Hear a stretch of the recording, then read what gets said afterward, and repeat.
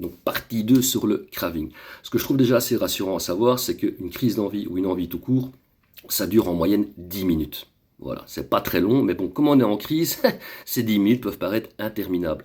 Donc moi, ce que je fais, personnellement, je trouve que ça marche, c'est de la pleine conscience. Je vais pas tout expliquer ce que c'est la pleine conscience, parce que c'est un petit peu long, un petit peu vague, mais voilà.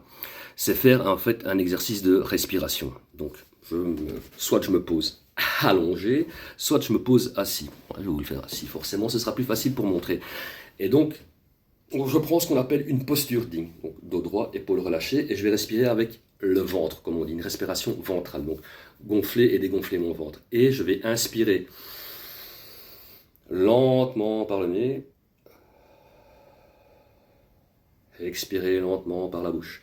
Ça marche pas mal, je trouve, parce que ça permet de baisser le rythme cardiaque, et le fait de le faire avec le ventre, ça va masser les organes internes. Donc, on va redescendre d'un fameux cran, c'est pas mal. Le faire comme ça, ce sera pas efficace. Il faut vraiment faire ça. Une vingtaine, une trentaine de fois, c'est pas mal. Je trouve ça vachement efficace. Après, faut se mettre deux, trois petits trucs en tête. Moi, ce que je fais, je me dis, si je craque, si je pète un truc, ouais, je vais avoir mon rush, je vais avoir mon kick, parce que la petite voix, elle est là, elle frétille. Je dis, non, non, non, laisse-moi tranquille, parce que le rush, il dure pas si longtemps au final. 20, 30 minutes, 1 heure, 2 heures, mais après, il y a la descente, qui est vachement pénible. Et voilà. Après, ça va soit être une mauvaise nuit, on va pas bien dormir, soit ça va être carrément de l'insomnie, en fonction des produits. Et puis le lendemain, forcément, on va se réveiller avec la tête dans le derche. Et pour aller bosser ou aller à l'école, par exemple, ça va être un petit peu compliqué, on va passer une journée de merde. Donc voilà, moi je me mets ça en tête. Je pense au négatif, je pense au positif. Négatif donc de la conso, au positif de l'abstinence. Après, il faut quand même aussi faire attention à ses émotions.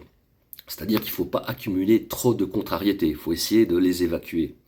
Parce que si on les accumule, à un moment donné, on va commencer à se sentir trop frustré, et la frustration peut amener à avoir envie. Ouais, la frustration, c'est un petit peu connu, hein, on est chafouin, on n'est pas bien, allez, faut que je me pète un truc pour oublier. Donc il faut faire attention à ça. Mais il faut aussi faire attention aux émotions positives. Donc moi j'ai eu la blague une fois, trop plein de joie, et j'étais bien, j'étais content, ouais, j'ai passé 3, 4 bons jours là, ouais, ouais, ouais. Et d'un coup, bim, j'avais envie de fumer.